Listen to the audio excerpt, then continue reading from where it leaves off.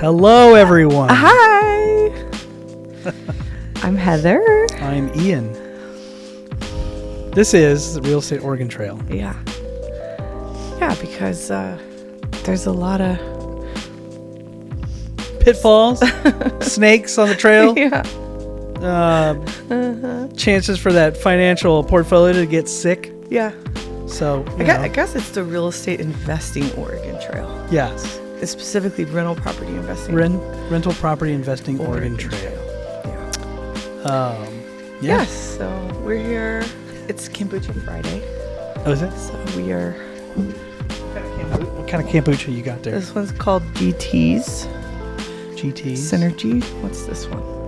Oh, great question. It has an anchor on the front. Okay. Health Aid Kombucha. Health Aid Kombucha. Bubbly prebiotic tea for a happy gut. Very cool. I like that. Yeah.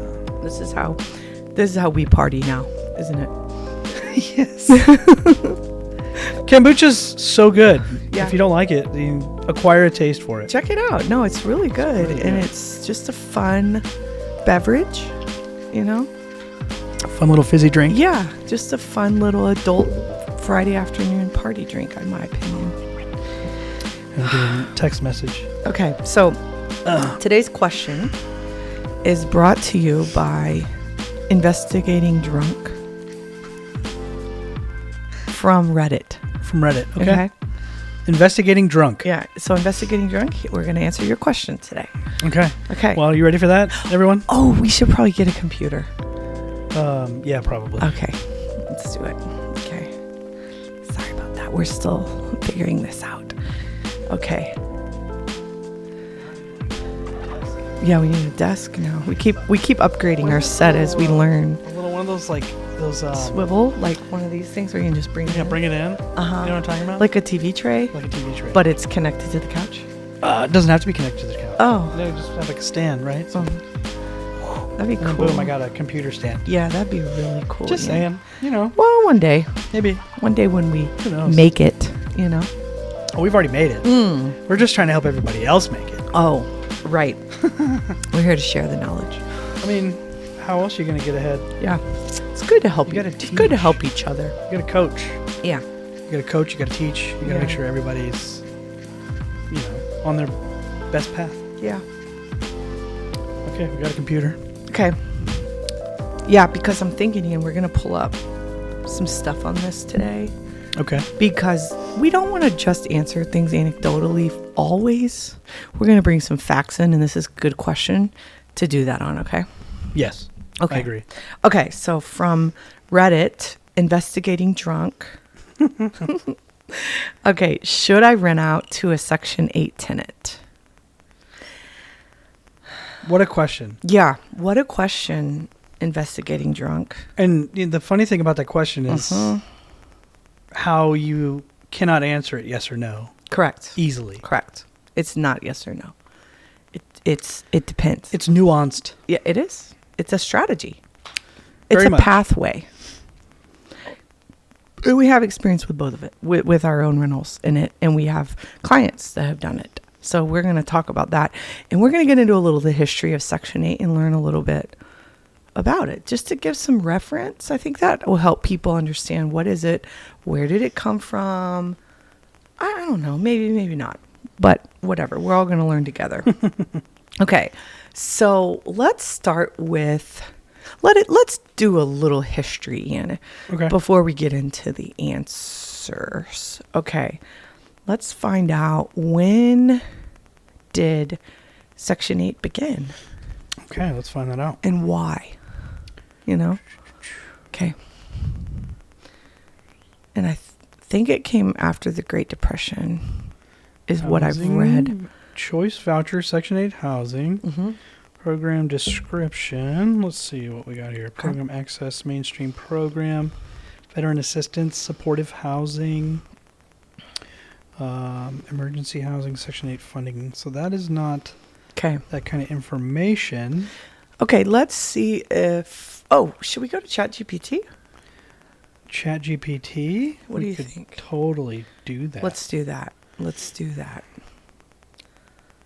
And let's see if we can get these answers clear and quick. Sometimes when you Google things, you got to do a little more research. Let's see if we can streamline this. Okay. Mm-hmm. All right. While Ian looks that up, we're going to, investigating drunk. The rest of your question says, Give me. I am in the process of finding a potential tenant. So far on Craigslist, I noticed no Section 8, but I am not sure why this is the case. Good question. According to my dad, Section 8 is good because it's guaranteed income, and if any damage is done, the tenant is liable, whereas a non-Section 8 tenant can just get up and leave without a trace. Well, I've seen that go both ways. I've seen that where the rent is not always fully covered by Section 8. I've seen that. Okay.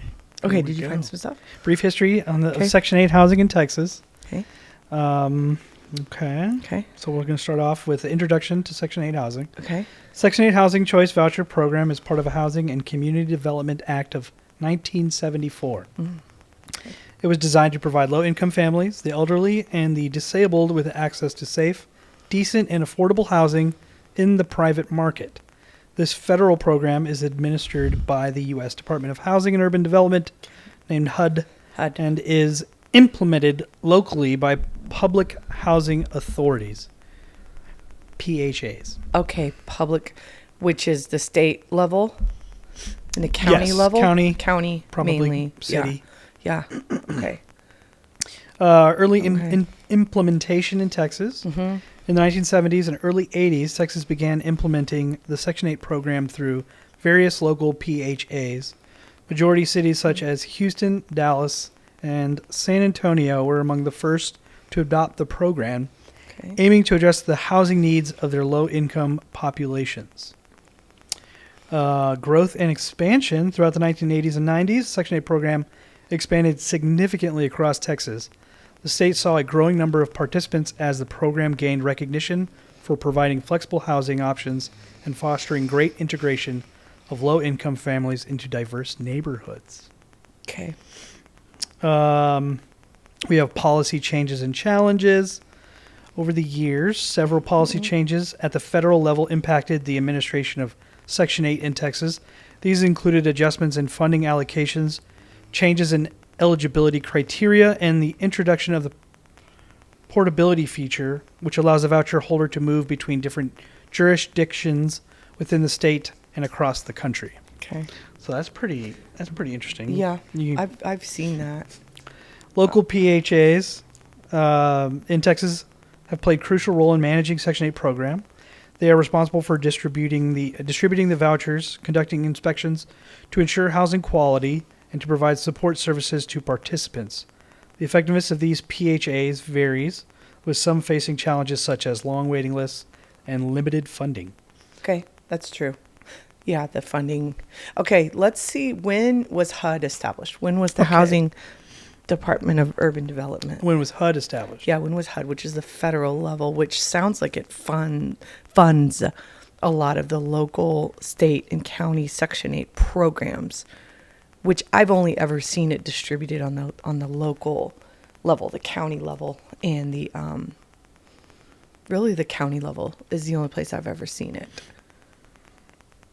Yeah, personally. But, maybe different states have different deals about that. Computers acting up. There's a misconception. A lot of people think the house has to be HUD, but that's not true. Usually the house and the condo or the townhome or whatever is like private. And then the tenant is approved for HUD or through HUD via the county for Section 8 vouchers. And then the voucher is used to pay the landlord directly, not passing through the tenant. It's for some reason it was listening. I had the talk feature on, and it was listening to you the entire time, writing down what you were saying. Oh boy. Okay. Let's get this done. Okay, so Section 8. I'm sorry, HUD. When was HUD formed? U.S. Department of Housing and Urban Development, HUD, was established on September 9th, 1965 by LBJ. Want to be Johnson? Signed the act creating HUD as a part of his Great Society program, aiming to develop and execute policies on housing and urban development in the United States. Okay, what date was that? That was September 9th, 1965. 65. Okay. Kennedy. Oh, 65. That was civil rights, wasn't it? 65. Mm-hmm. That was civil rights. The Great Civil Rights Act of 1965.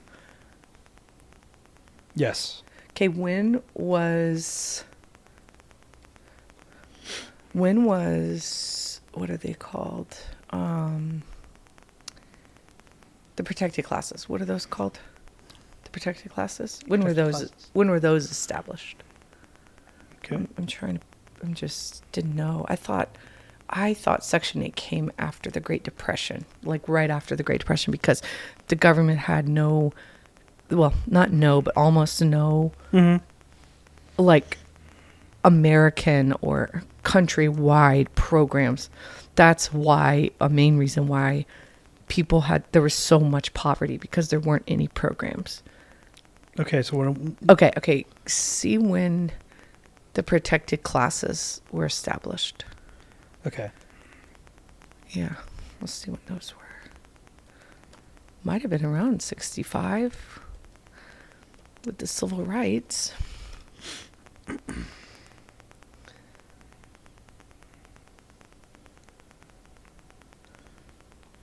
like Chad is having some issues. Oh boy. Okay. Okay, Civil Rights Act of 1964. 64. Yeah. Okay. And then when were the protected classes? That was the same time? So let's see. Civil Rights Act of 1964 prohibited employment discrimination based on race, color, religion, sex, national origin. Okay. So that's prohibited discrimination based on, let's see, Title 5. Prohibited discrimination based on race, color, and national origin in programs and activities receiving federal finance assistance. Federal Age finance discrimination assistance. of Employment Act, 1967. Age. So okay. protected class age 40 and older. Oh, good. We're safe. Purpose protects employees and job applicants who are 40 years of age or older from discrimination based on age in hiring, promotion, discharge, compensation, terms, conditions, and privileges of employment. Okay. I mean, I don't even know if I buy that, because I know plenty of people that get canned for the kid coming out of college. Really? Yeah. Canned for the kid coming out of college? What's that mean? So they can find somebody they can pay somebody less to do the job. Oh, then they are getting. I see. I mean, it's just like anytime you have, you've been in a company for a long period of time, it's like, you might be indisposable to the company until somebody that they can pay less can do the same job. Maybe so. But that's, you know. Okay, so 1964, civil rights sounds like the protected classes began. 65, Fair Housing Act. 1968. Was what? Protected classes, race, color, religion, sex, national 68. origin. So protected classes didn't come after. Came 4 years after the civil rights. Well, I mean, it says there was prohibited employment discrimination. So, okay. I mean, civil rights where it didn't, I guess, specifically say protected classes. But I just can't think of the word. It's like HUD's protected classes. It's race, color, sexual orientation, creed and race, religion. Yeah. Race, religion. There's 7. Race, religion, handicap, disability. Disability, yeah. Age. I can't remember them, but anyway, I was just curious. My rabbit trail was if it was around, like, I figured protected classes came around civil rights, which I thought it was 65. Sounds like 64. And then LBJ took over after Kennedy. And then he enacted the Department of Housing and Urban Development, which also was the same year about that housing law, you said? No. Oh. or the federal housing something. So let's see, that's section 8. Okay. The introduction was 1974. Oh, for what? The section 8 voucher program Oh. developed in the Development Act of Oh. 1974. Okay, so that came in 74. Mm-hmm. Oh, HUD began HUD in began in 65. Okay, got it. So 74. So there was HUD, and then I see. HUD was established, Uh-huh. and then they Made the voucher made the program. voucher program. Okay. Okay, Maybe so that was it's seemed like what is it? No, 74. Yeah, It's like after Vietnam. I don't know. I should know. Yeah, 60s into 70s. Okay. What does Section 8 mean? Section 8 means it depends on who you ask. Let's ask ChatGPT. What does Section 8 mean? Well, we need to specify in real estate Okay. because there's Yeah. Section 8s and all kinds of stuff. Oh, I didn't know. Yeah. Military has Section 8. Where, Oh, if you, okay. Section 8 is like you get. I think you're crazy. You get thrown out Really? for being nuts. Okay, so what does Section 8 Mean. mean? In HUD? You know? Mean in HUD? Mm-hmm. Yeah, that's a real sentence. Okay. Oh, yeah. Okay. Huh. I like this answer. Okay, what? So it says Section 8 refers to the Housing Choice Voucher Program, which is a major federal housing assistance program managed by the U.S. Department of Housing and Urban Development, HUD. Okay. This program helps low-income families, the elderly, and the disabled afford safe and decent housing in the private market. So Okay. basically exactly what We've already said. we said before. Okay, so we still don't know. So maybe Section 8 is a section of something, and it's just called Section 8. So let's see, why is it called Section 8? There we go. Okay. I like that. It's good. Okay. Why is it called Section 8? Yeah. And it knows, right? It knows what Yeah. I'm talking about already. Okay. Okay. So the term Section 8, in quotes, originates from the Housing Act of 1937, which was later amended by the Housing and Community Development Act of 1974. Specifically, Section 8 refers to the section within the Act that outlines the Housing Choice Voucher Program. So, a historical context. Housing Act of 1937. The Act originally established the framework for public housing programs in the United States, Okay. providing federal funding for local public housing authorities to develop and manage public housing. Okay. Yeah. So, it was part of HUD, Yeah. right? Okay. In the Housing Act. And But after well, 39. HUD wasn't HUD until 60. But they had some laws and programs they made that after the were Great the Depression. precursor Yeah. to what HUD and Section 8 was to become. Yeah, because I think the Great Depression, it started in around 1929. It ended, I think it was 4 or 5 years. 29, the crash. Yeah. So, and then they started to make programs because... Okay. Yeah. I mean, I've got some little other interesting little tidbits Lay it about on us, Ian. Okay. Okay. Key elements of Section 8, rental assistance. Mm-hmm. The program provides subsidies to low-income families. Okay. Okay. Flexibility. Unlike traditional public housing where tenants live in government-owned properties, Right. Section 8 allows tenants to choose their house, fostering greater integration into diverse communities. I gotcha. So maybe that was the shift. You know, they probably, the government, because I personally never... does the government build houses in Dallas? Do we know? Housing? Yeah.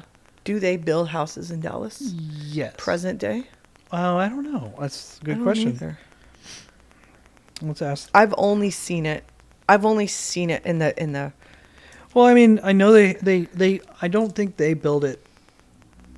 The government's not physically building it. I think they have now programs, right, for that incentivize companies to work with Dallas to build low-income homes, Okay. right? Yeah. So like they've got like what is it, Habitat for Humanity? Yeah, Habitat for Humanity. Or, I mean, there's been some private builders in my neighborhood, and it was income restricted. Okay. So I don't know if it was Oh, quite Section 8, but it was a lot of income restrictions. Income restricted. I've seen those. You're right about that. Yeah, you're right about that. I don't know if that's a HUD or more like the city, doing a program because they get grant money. I know it's connected with grant money that they get to encourage. But then but it encourages home ownership. So it's definitely not HUD. Well, might be HUD, might be backed by HUD. I don't know. It's definitely not Section 8. Okay. Because it encourages home ownership. These programs you're talking about, the Yeah. restricted income homes. Okay. Okay, so we have an answer on that. Does City of Dallas build houses? Okay. Yes, the City of Dallas is involved in various programs and initiatives to support the development and construction of houses within the city. Okay. These efforts are part of a broad strategy to address housing affordability, improve neighborhoods, and stimulate economic development. Okay. Here are some of the key ways the City of Dallas is involved in building houses. Mm-hmm. Affordable housing developments, public and private partnerships. Mm-hmm. So the City of Dallas often partners with private developers and nonprofit organizations to build affordable housing units. Okay. Nonprofits. And who else?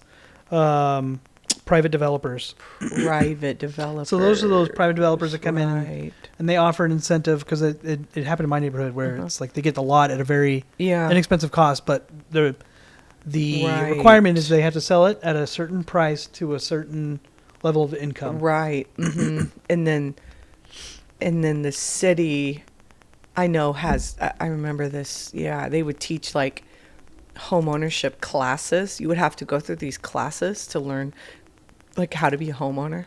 I think. And then you would get in their program. I think you should have to do that anyway. Prior to buying a house. Yeah. Ever. It's like getting a license. True. You know what I mean? Yeah, I know. But that's just me. But people don't have to take a class to be a parent. They should. Then we'd have less. Who would teach We'd have less orphans. The best parents. Yeah. Yeah, the best parents. Yeah. Could you imagine being the best parent? The best parent? No, that's impossible. I would want to be the best parent. You would want to be the best parent? I bet you would be. Yeah. Oh, thanks. Thanks, Dan. Yeah, you're welcome. Mm-hmm. Low-income housing tax credits.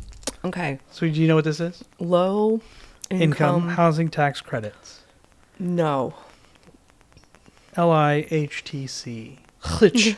Hlitch. Hlitch. Hlitch. So what they get City discounted supports property taxes? Incentivized development of affordable rental housing. These tax credits help reduce the financial burden of developers. Okay.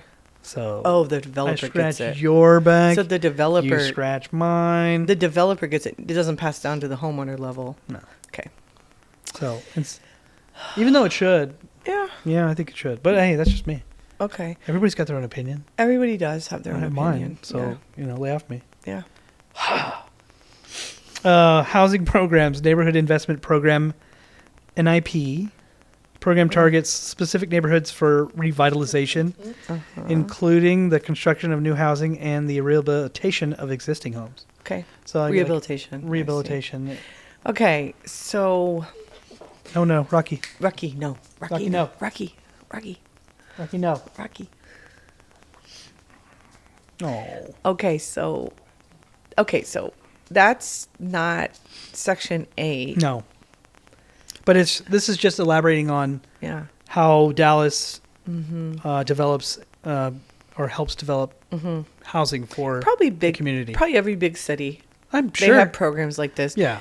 I will say, so let's say, Ann, we've done, probably 1,500 deals by now. Okay. I've never seen one of them, actually. I've never been a part of one of those deals. The Section 8 deal? No. Or what? The low income. Oh. Houses where you have to have low income. It's not like I haven't had clients and we haven't tried. Mm-hmm. It just didn't work out because anytime you are connected to bureaucracy. A lot more requirements, restrictions. Mm-hmm. It was kind of like I remember looking at some with a client in Arlington back in 2012. And it was like you had to make less than $50,000 a year. Okay. But Yeah. but then the mortgage was gonna, and that had to be like a family of 4, like total family gross income. Wow. Yeah, 50 grand. 50 grand, Okay. which back in 2012 was That's actually significant. good. That was good. I mean, it's fine. It's in Dallas at the time, Now, but the No. payment. But then, like, you know, the down payment. You know, you could do like 0% down or something like that, and then so the payment was gonna be like, I don't know. These were probably 175 or 180, okay. and then the payment was gonna be like for 0% down, because then you have private mortgage insurance. 175. Yeah, the payment was gonna be like, yeah, like maybe 1,600 or something like that. 2012. That's a considerable amount. Yeah, it was a lot. Yeah. And then they couldn't really get approved because the lender wouldn't allow the approval because they didn't make enough money, basically. I mean, the thing is, that would have been enough money, but then, like, if you have debt, then that affects your debt to income ratio, which Yeah. makes you not qualify. It was just really difficult. That's all I'm saying. It was like the math was just real. You just had to fit this perfect Set of box. parameters. It was this perfect box. If you didn't fit in it, then you didn't get you it. can't get it. And the government does not change. Yeah. That's No. the thing about the government. They do not. It's like, well, we're almost there. That doesn't work. All I'm trying to say is, like, those things are just really difficult. And then we would have I remember other programs I saw, like grant programs that would happen during the recession. The government would have these grants, and they were kind of hard to get to for the same reason. You know, there's no free lunch. No. I mean, and you're going to pay for it in some way, They're going to pay for it in some way. right? I Yeah. mean, like, Yeah. if you just, I mean, it's just really, it depends on your goals. Yeah. You know, are you an altruist? Are you, philanthropic? Or do you feel like you need to do it for what reasons? You gotta make sure you're doing it for the reasons that you establish as your goal. Yeah. I mean, it's kind of vague to say it like that, but Yeah. if you're wanting to have a Section 8 home, there's things that could potentially become part of the cost, which is the repair after. Yeah. Yeah. Into investigating. Oh, it's not investigating, Ian. It's instigating. Instigating drunk. Okay. Okay. He was saying his dad was saying it's good because it's guaranteed income, and if any damage is done, the tenant is liable. And Tenant is liable, but I mean, they can like, there's really no recourse. no. There's no recourse. That's not really true. I don't think it matters what state you're in. I really don't think it matters, because people, On paper, if people want to get away, they'll get away. yeah, if people on paper you have recourse. On paper. On paper, of course, Yeah. but does everybody do exactly what they No. say they're going to do on paper? No, they don't. No. No. So I have seen almost every single time that a Section 8 tenant has been in one of the properties that I am a part of or associated his family. with, my family. Yeah. It was a lot of repairs, and not Like normal what? wear and tear. Like what? Give some examples. Okay, that so you've we seen. had cabinets. We had cabinets. I guess they did a lot of cooking, and they didn't. They did a lot of fried cooking. Yeah. And so when we had the property from them after they moved out, there was a layer, I'd say about a 1/4 inch thick of grease and oil on the top of the cabinets in the kitchen. Okay. So I had to take a paint scraper or a spackle, and literally scrape it off to get the layers. Yeah. And then it had only been in there for 7 years. Okay. It was built in 2006, so this was like 2012. Okay. No, wait. It was built in 2006, and it was 2011 that I moved in. Mm-hmm. and in that amount of time, there was a layer just thick. Smoked in the house. Yeah. Doors had holes. Windows were duct taped over. It was just, something got broke. They didn't mention it. They just went on living with it being broken, or they fixed it in some way. And they were there. So they were there for 7 years. 7 years. And did the Section 8 vouchers cover the whole rent the whole time? Do you remember? Well, I don't know that information because it was my mother-in-law's house. Okay. I know that the reason why she wanted to get the owners out, or the tenants out, is just because it was becoming too much of an issue as far as repairs that were going to be needed. Because she would visit the property and just see the condition. Yeah. But she, she didn't. She, it's partially on the owner. Yeah. If you don't do a consistent property check. Yeah, but the reality is most landlords don't. Most landlords don't. I think we want, as landlords, for our investments to be passive. They're not passive. And so it's kind of like... But everybody touts that it is. It's not. Passive income. It's not passive mailbox income. money. It's not mailbox money. No. You deal with people. It'd be kind of like if you bought a restaurant and you think that's going to be a passive investment. It's not going to be a passive investment. I don't know anybody that would say that was a passive income. That knows that has done it. They would say it's not.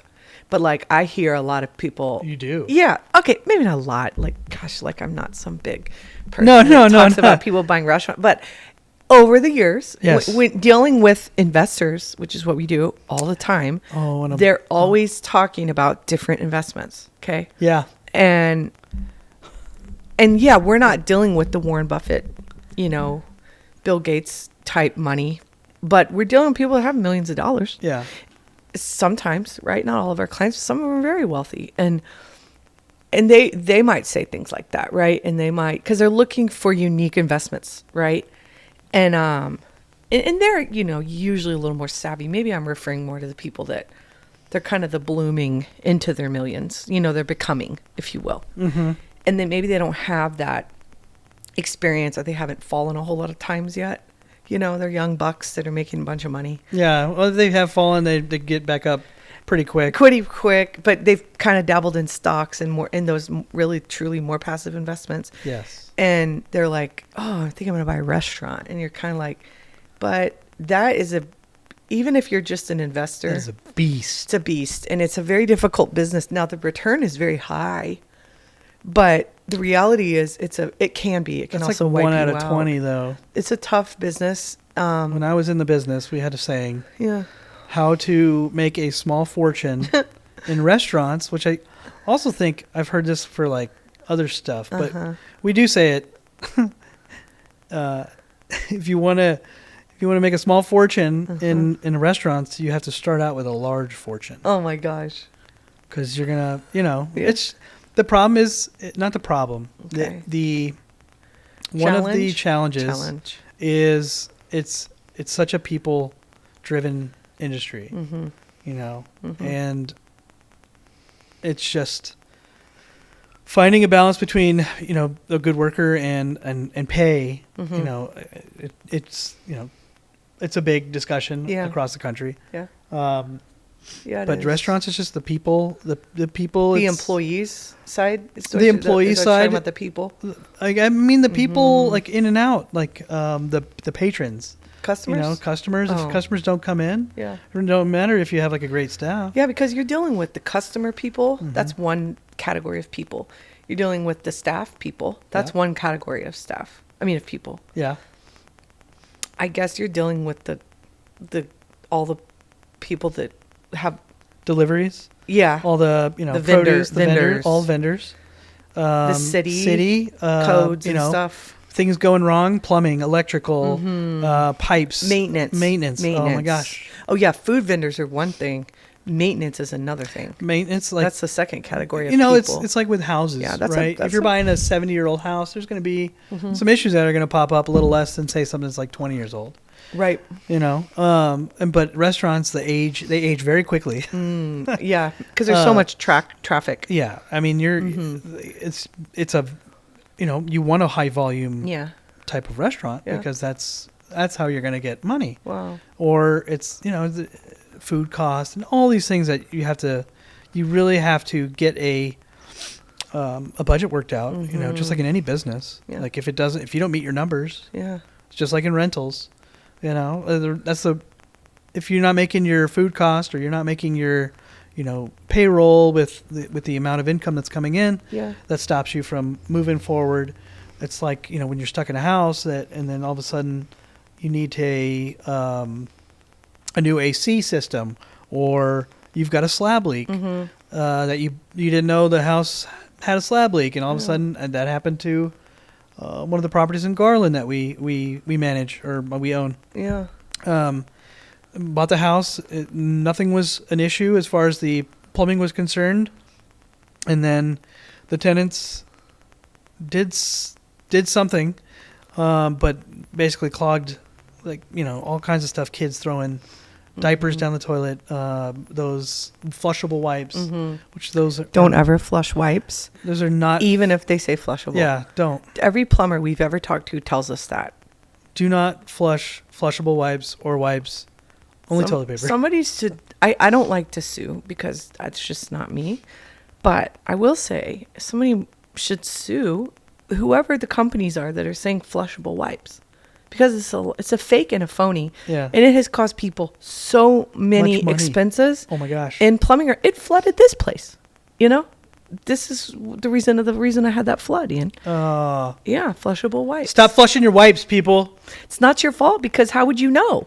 It's not their fault. It's not their fault. It's but the still, we're company's telling fault. you to stop flushing your wipes. Okay, now it's your fault if you move forward. Okay, boom. But just Hot take. And if you go to places like Asia, they don't ever flush anything down the toilet. By the way, there's always a trash can next to the toilet. Bidets. Why don't we have bidets? We should. Don't you? I have. Yeah, I want one.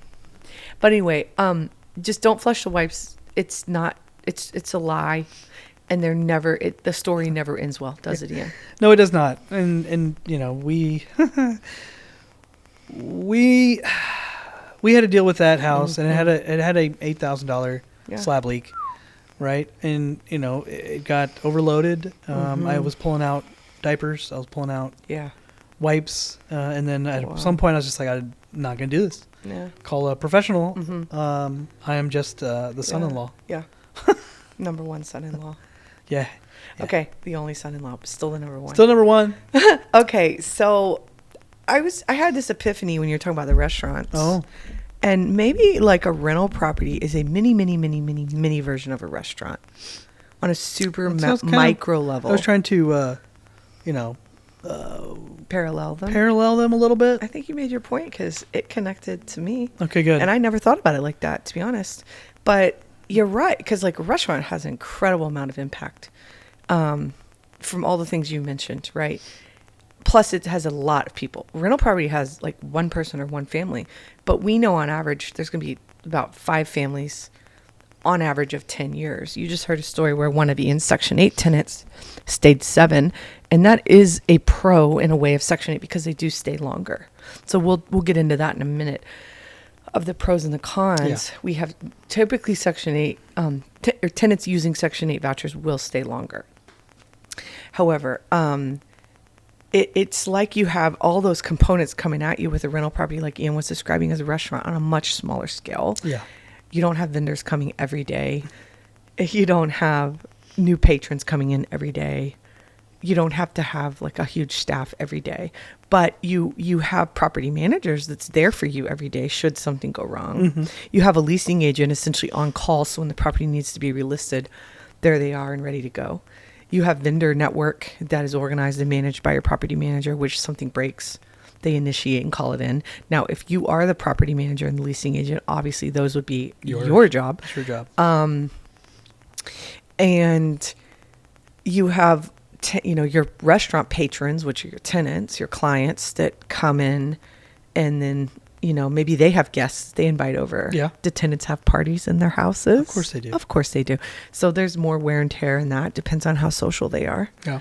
If you have a portfolio that has a lot of college rental properties, let's say you're in Michigan and you got that University of Michigan client base, you might have tenants that throw in all kinds of parties. Ragers. Yeah. Keggers. For the big blue. Yeah. But anyway, okay. So why did we go down that rabbit hole? That's a great question. Does it matter though, really? No, but because like I'm this trying is to loop it back to our question. About there was a question about the Section 8. Yeah, restaurants. And restaurants. Well, you were saying that it was similar, right? Yeah. You were trying to parallel it. Does that come back to you? No, because that was after. Why did we start on it? Oh, I was just making an analogy about I guess I was making an analogy. That's a great question. Like, we can roll that footage. No, I'm just kidding. Rewind. Yeah. Okay. Well, whatever. No, Rocky. Rocky. Sit. Go lie down. That boy. Lie down. He wants to be included. That German Shepherd, elite animal. No. Rocky. No. Okay, so. All right. Well, let's. Affordable housing development. Okay, so we were on City Dallas. All right. Housing programs. Okay, so. Okay. Neighborhood investments. All right. Home repairs. Okay, so land bank. here's how it typically works. Okay, here's how Section 8 typically works. All right, this is how I've seen it. This isn't formal. Okay, we're not gonna get all formal here. This is just what I've been a part of and what I've seen. Okay, investor has a house, condo, townhome, whatever. All of them can work. They say maybe a tenant or a tenant that has a real estate agent comes along and they say, hey, we have Section 8 vouchers. Do you accept? And then the landlord, if the property has not already been registered with the county in which the tenant applicant has those vouchers, the landlord has to basically submit their property to the county voucher program. Usually, like in Dallas, it's called the Dallas Housing Authority, DHA, Dallas County. Let's just use that as an example. Okay. And then the Dallas Housing Authority would have to get your house, your property, in their system with you as the accepting landlord. And then they have to come out and do an inspection. So whatever the time frame it takes to get the approval. One time I had a property that took 6 months. And that sucked because it was vacant for 6 that months? long. Wow. Yeah, that really sucked. That's like That was during COVID, and that was sucked. So it was an outlier, but it still sucked. And then the tenant only stayed a month and then bailed. So anyway, That's terrible. and we had to do all these repairs. It was really, anyway. Then they do an inspection, and then they basically set it up in the system, and then the tenant moves in. They have to do like an audit and make sure, like you tell them what rent you want, and you have to prove it. You have to provide comps. Okay. And show them what rent you want. And So if you want, can't just like put a number on it. No, you have to Yeah. validate it. And some I've also seen where it doesn't matter what you want. Some have a predetermined amount that they're going to pay. If it's this bedroom amount of if it has 4 bedrooms and it's in this zip code, they'll pay this. Okay. So regardless of What this is how much you're gonna get. Yeah. And I've seen those prices. Like, for example, in Frisco, I saw that. You remember David? He went to go work for, that like guy that, I don't know. He specializes in, this broker specializes in his rental property investors that only want to do Section 8. Yeah. And so what David's job is to go, David Kim, shout out, buddy. Hope you're well. He has to find the property markets to pay the highest amount of rent. And then they look for houses in those markets. And then that's how they buy them. Wow. So they kind of back into it. Yeah, They yeah. have a strategy on the front end. Yeah. And then they back into that strategy. And if the numbers work, They buy it. they buy it. Yeah. And the numbers would pretty much always work if they adjust their down payment. Nice. Not always, but a lot of times. Most of the time. Most of the time. So what is their experience on having like repairs after the fact? You mean Like, is there like what? I mean, are you? Because Because most of the things that I've seen, as far as the houses for Section 8, Yeah. like they're not left in the condition that they were. Oh, and the move out? So let's what is the move out condition for David's property's been? I don't know. Okay. We can ask him. We could probably ask. But I do know, in my experience, I've had some stories like you've shared. Do you have any positive? Okay, yeah, because I want to share some positive stories of move outs.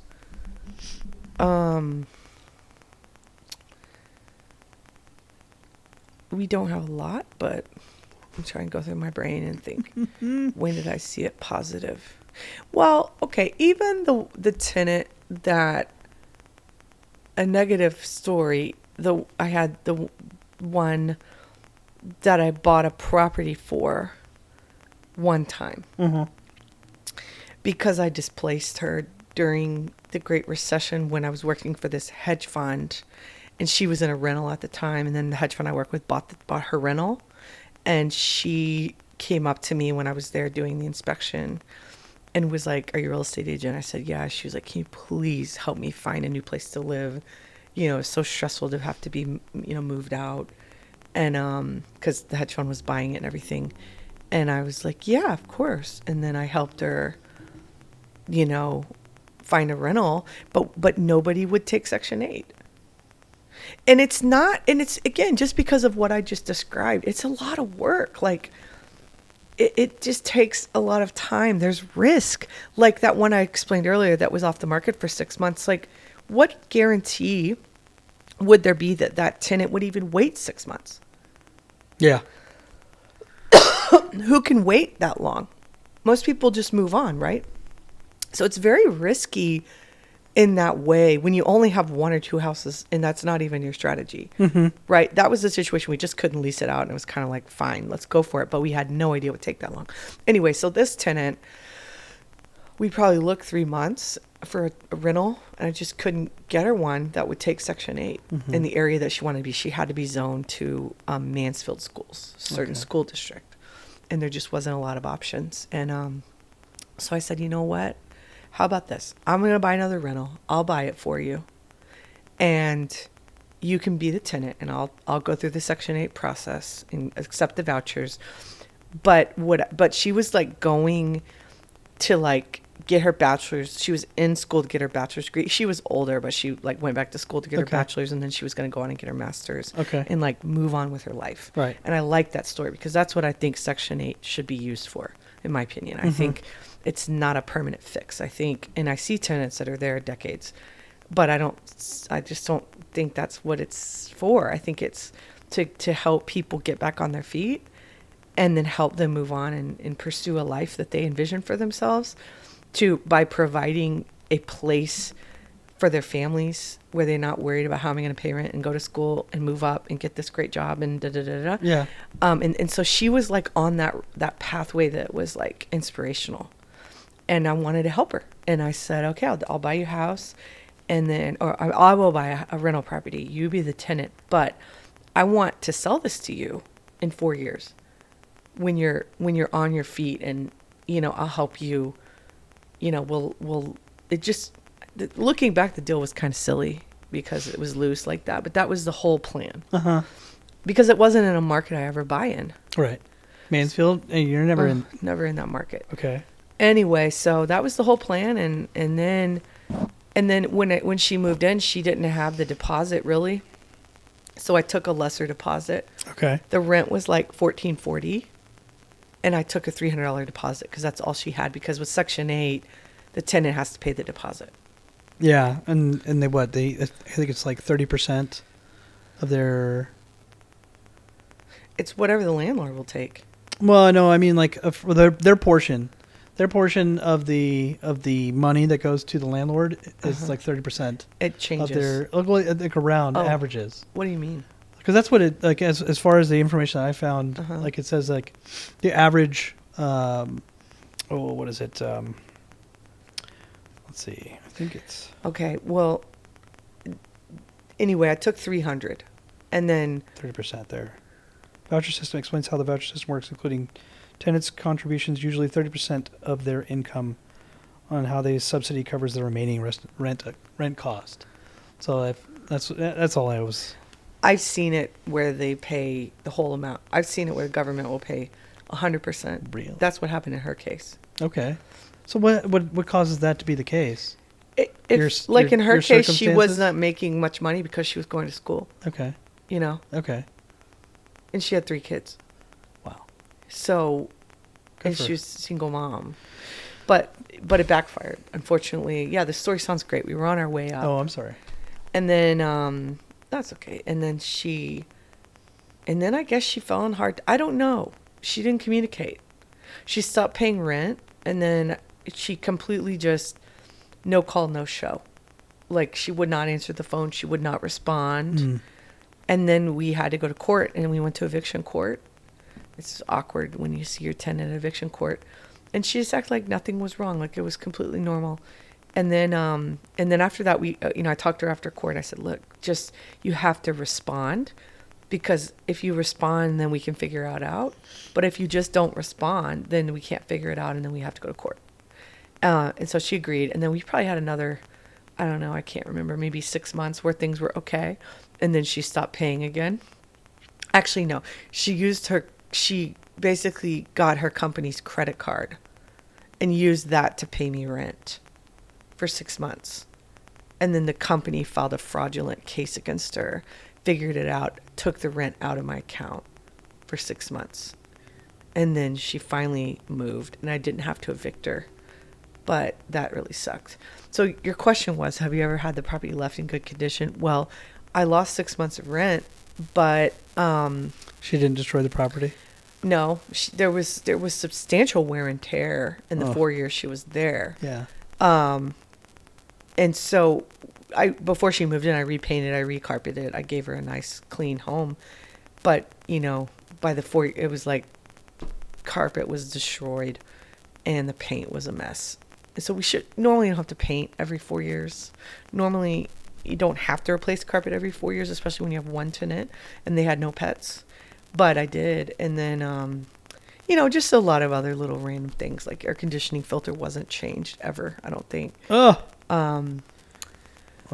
Missing garage door openers because she took those. Little things like that, right? Yeah. Yard wasn't really ever cut, I don't think. It's things like that. But is there, on the flip, is there a guarantee that any tenant is going to do all that stuff? No. There's not. Why is it, though, that we don't see as much of that with tenants that aren't Section 8?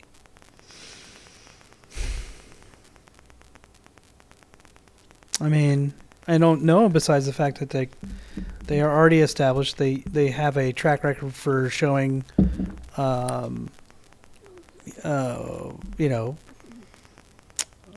good behavior as far as the tenant's concerned. Yeah, like being a rental tenant. history. Rental history. Mm-hmm.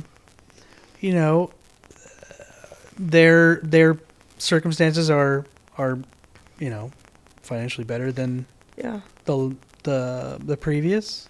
Yeah. I mean, they're paying their. I always feel that when it's your own, it's not a feeling, and it's a fact. Okay. When it's your own money, Mm-hmm. you take a little bit more Yeah. Care of it. care of it. Yeah. I mean, even think about your rental car. Do you really? I mean, I don't know. I baby rental cars because Okay, I don't well. want to get. I don't. I take pictures of it. Okay. I like every angle. It's like having a Okay, photo maybe shoot. that's a bad example. But what I think is like, I have just, this is just from doing this hundreds of times and Mhm. dealing with hundreds of people that are tenants. And my gut and what I've seen is like, when people put down like a full month security deposit, which I'm not saying Section 8 tenants don't and can't. Remember, that stuff is negotiable because most of the time that has to come from the tenant, in my experience. Some cities and counties might be different. Mm-hmm. But that's one piece. The other piece, when they're paying they're making the whole amount rent, and let's say they're paying $2,000 for a rent now.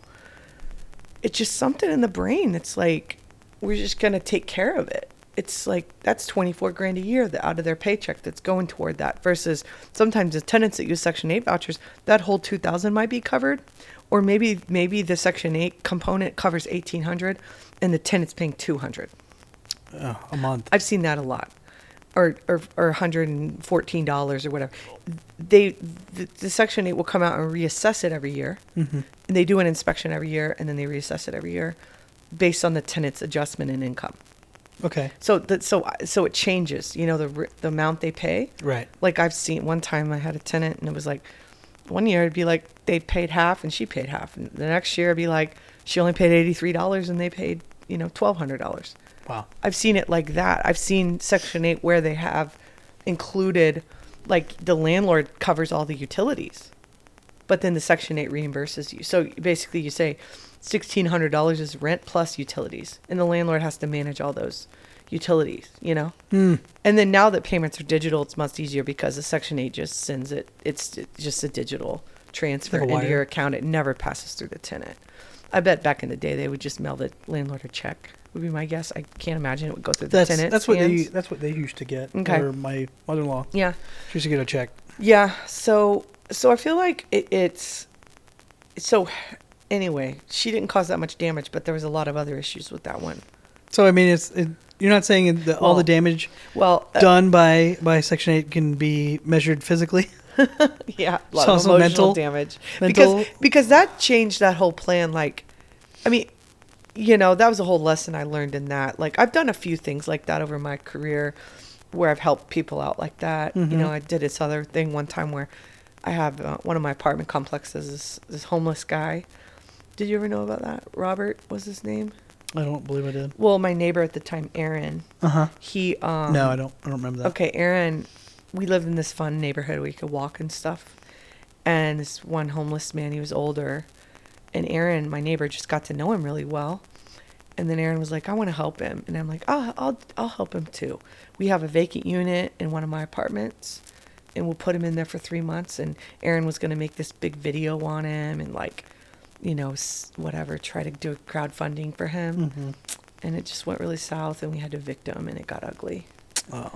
But it's okay. those are just lessons that you learn. Like, you really want to help people. But at least you tried to help. Well, you Most try to people help. won't even do that. Yeah, you try to help and then you learn. Yeah. And then you make boundaries and then you decide, okay, what's a different way I could help someone next time rather than buy them a house or put them in my apartment?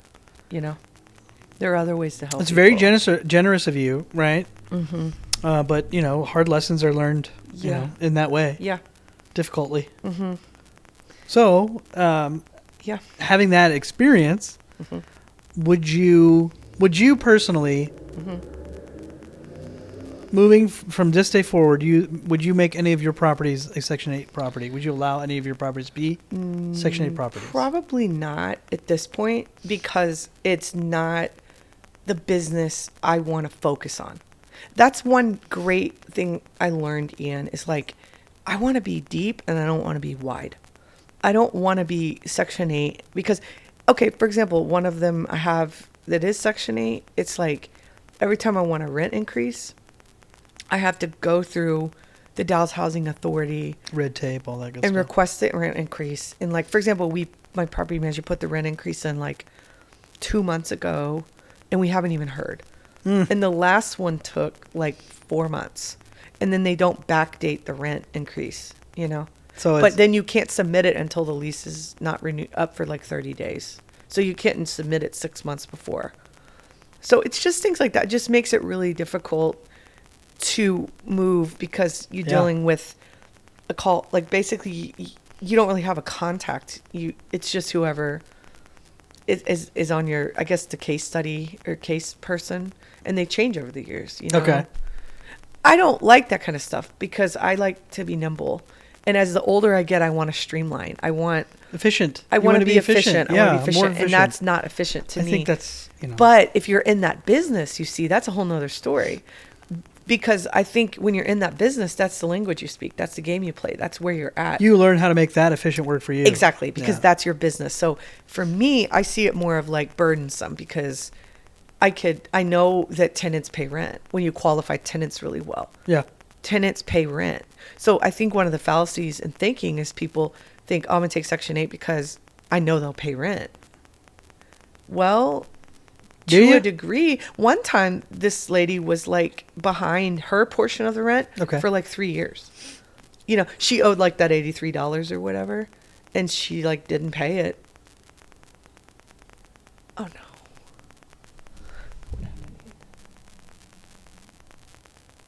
Still going? We're still going. Okay. Screensaver. Oh, I guess it's been like 2 hours or I don't know. So anyway, and then she didn't pay like that $83 for like 3 years. Just $83. Like a month. A month. I know. Okay. So it wasn't like she was owed $83 over 3 years. No. It was $83 a month over 3 Yeah. years. Okay. And then she'd submit maybe like $30 or 50, a random. And this was the time in my life when I was like so busy and I just couldn't focus on it. Yeah, you just don't. I was like, whatever. It's fine. Yeah. I'll deal with it later. But it's things like that. Just kicking the can down the road. Yeah. Okay, so that's why I personally wouldn't do it. But that's just, everybody's at their different journey. And for the new investors out there, if that's your business model, go see. You know, like when I did it, I was younger. I didn't know. Knowing what I know now, no, I wouldn't. For those reasons. So that's your personal opinion. But you see a lot of people making good money from doing it. I see, the main thing I see Okay. is the tenant stays a long time. And so we know that That's your biggest takeaway? biggest cash flow killers. Vacancy. Yep. Yeah. Vacancy and the leasing fees. Leasing fees. Leasing, which is For property management. for property management. When you have a leasing agent, which most people want to and do because, Especially if you own multiple. If Yeah. you're not doing that your full-time job, yeah. is owning, like, you know, don't, no, I mean, I'm not going to tell anybody Yeah. how to live your life. It'll be a lot more difficult to manage your properties if you have a full-time job as well. Yeah, if you have a full-time job and You're you gonna- have no experience. Or family. Right. You gotta, it's, And you don't know anything about it. And whatever your personality's like. But what I would venture to advise people to do what? is the first rental. You know, maybe you have it might not be your best, bottom line, but have them do it. matter. Learn from how Yeah. they do it. Learn their procedures. Learn their Right. process just by Right. asking questions. Right. And then second property, you already have everything in place to put your first property in with your second property into your process that you have learned and If you want to. If you want to. If that's one of Yeah. your goals. Like Yeah. I had to, for the first time, vet a tenant for a rental for my mother-in-law. And that was pretty cool to do. And Yeah. I mean, I've just been the kind of maintenance guy. Yeah. As far as the properties are concerned.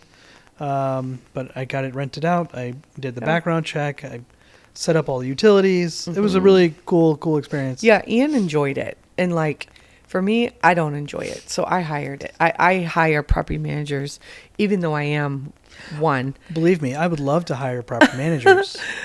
But it just The depends. circumstances. Everybody is just different. Everybody's different.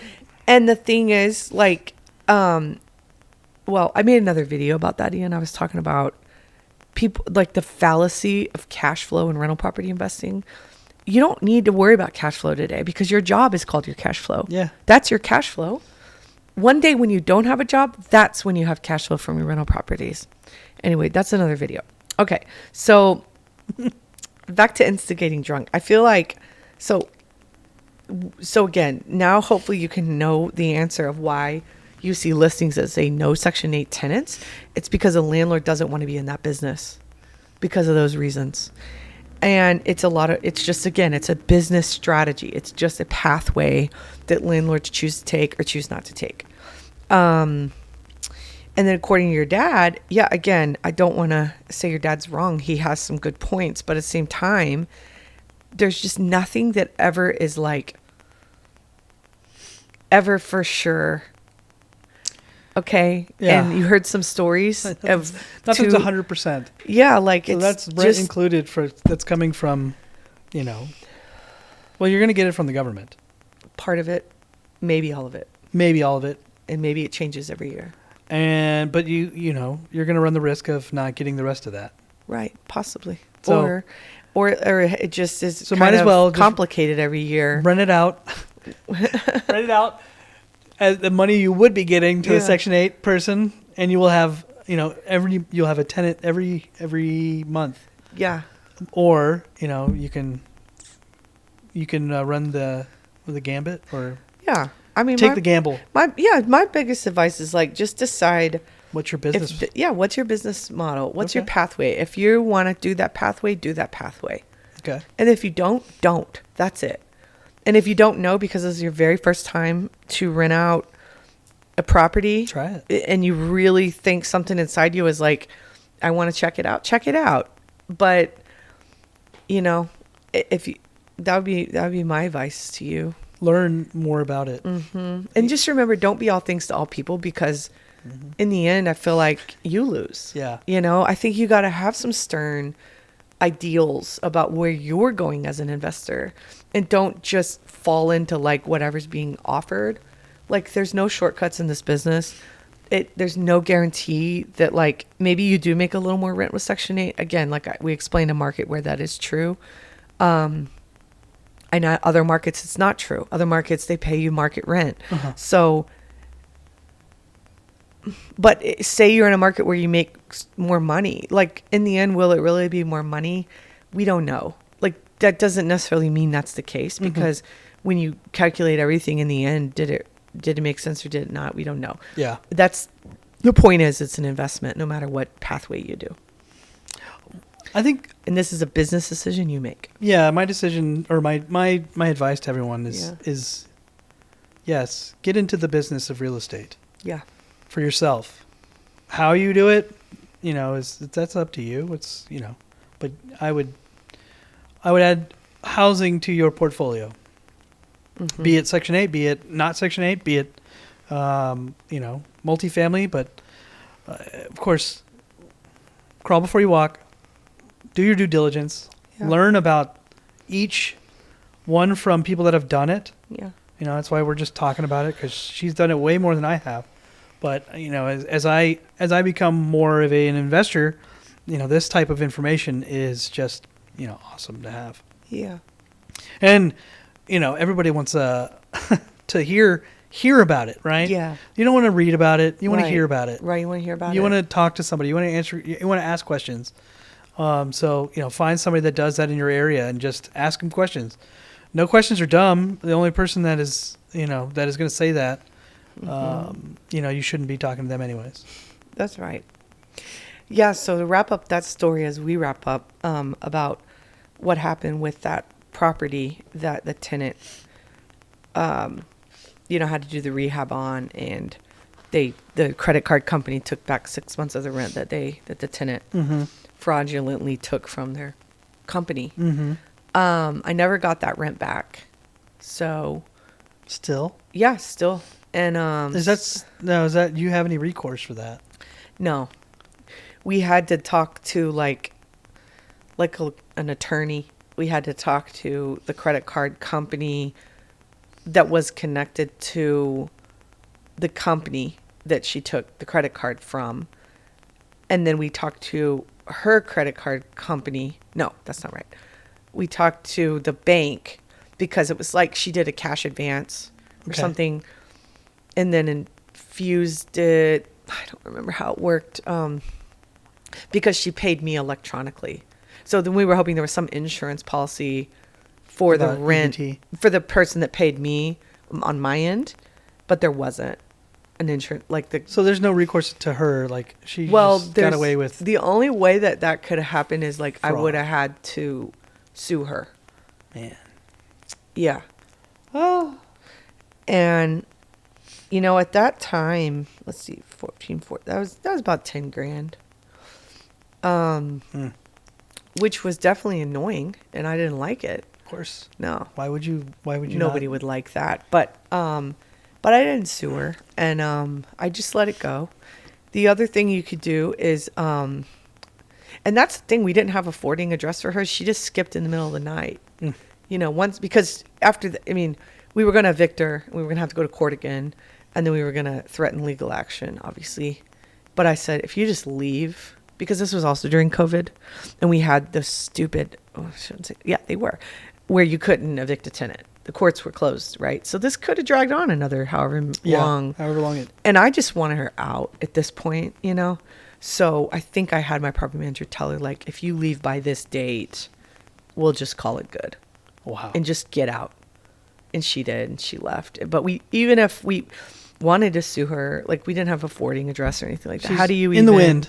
She's in the wind. We had, I mean, you know, maybe we could have found something out through the Dallas Housing Authority. Like, maybe if she had, I don't know. But would that even be worth it? I mean, you know, you just have to constantly weigh your options. Like, I get that question a lot. Would you sue them?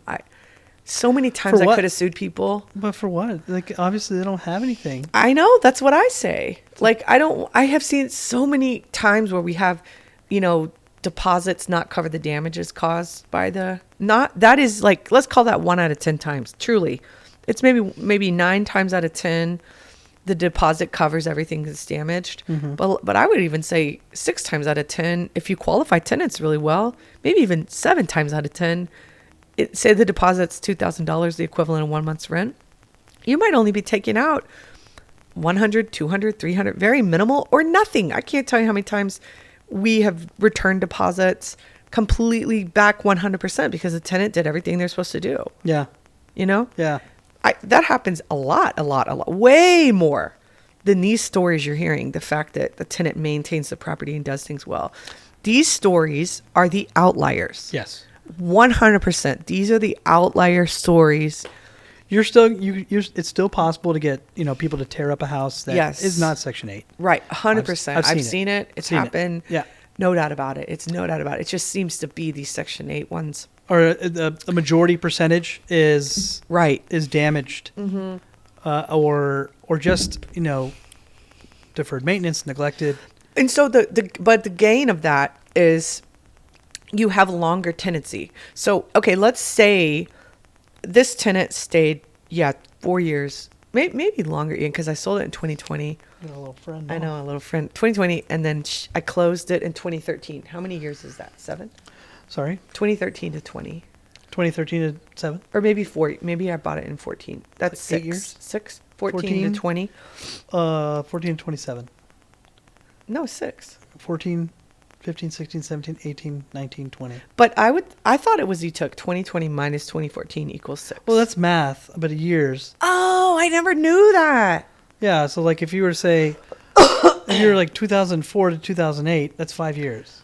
This has confused me my whole life. Yeah. Wow. So 7 years?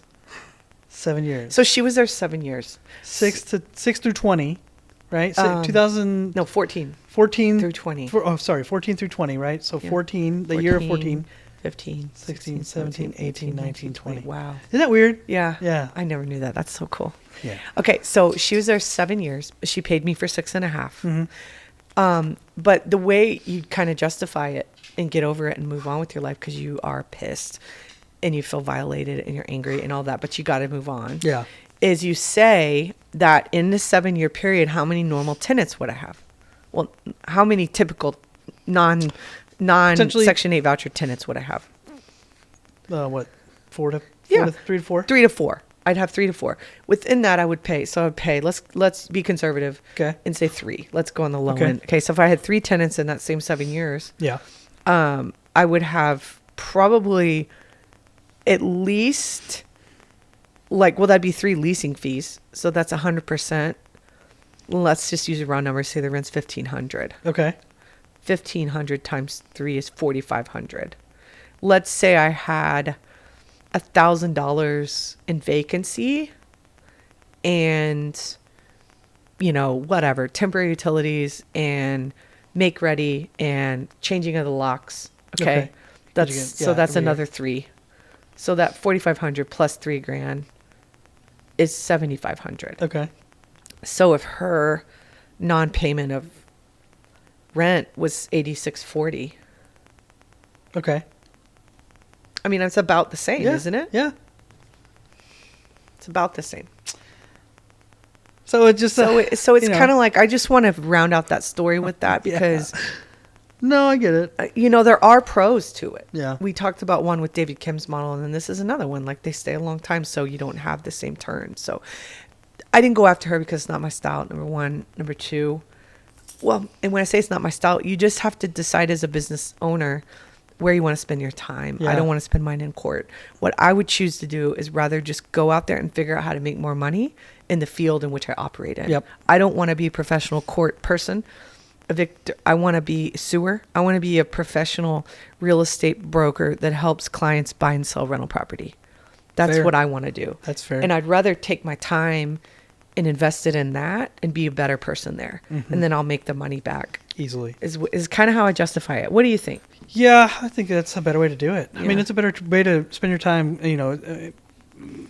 positively, right? Yeah. As opposed to negatively. Right. Waiting in court, being angry. And to your point, you're not going to see the money. And again, No. why do I know this? Because You've that done is it. the game I played in the beginning. I wouldn't go to court, but I would file collections. And let me tell you, we rarely saw the money. Rarely. Once it's in rarely, collections rarely. too, it's like, Yeah. all they have to do is, it just affects their credit, and Right. then they can just get away with it. Yeah. So, I did have one client though, when I sent her thing to collections, she was trying to buy a house like 6 years later, and she couldn't get the house or something. I don't know why, but they said that she had to pay off the collection, and she did. and you got your money? Yeah, but that was the only time. Wow. So that was kind of cool. Silver and that was like linings. 1,300. So. Hey, I'll take it. Okay, well, we hope this helps you out. Instigating Drunk on Reddit. And Yeah. if you have any more questions, I mean, he can reach out to us, Ian. Yeah. I mean, hey, we're here to help, and we want people to be successful and get focused and get clear and not just have all these random ideas floating around and just not know what to do. So we're here to help people get clear and clarity. So, thank you for watching. Yeah. Rocky, thanks you as well. Rocky? With a squeak. Rocky, the German Shepherd. Yeah. All right. Well, happy Kombucha Friday. And Where's my kombucha? where is yours? Well, All cheers. right, happy Kombucha Friday, Ian. And we'll see you guys. See you guys next time. On our next question on the rental property investing real estate Oregon Trail. Bye now. Say but up, chum. Yeah.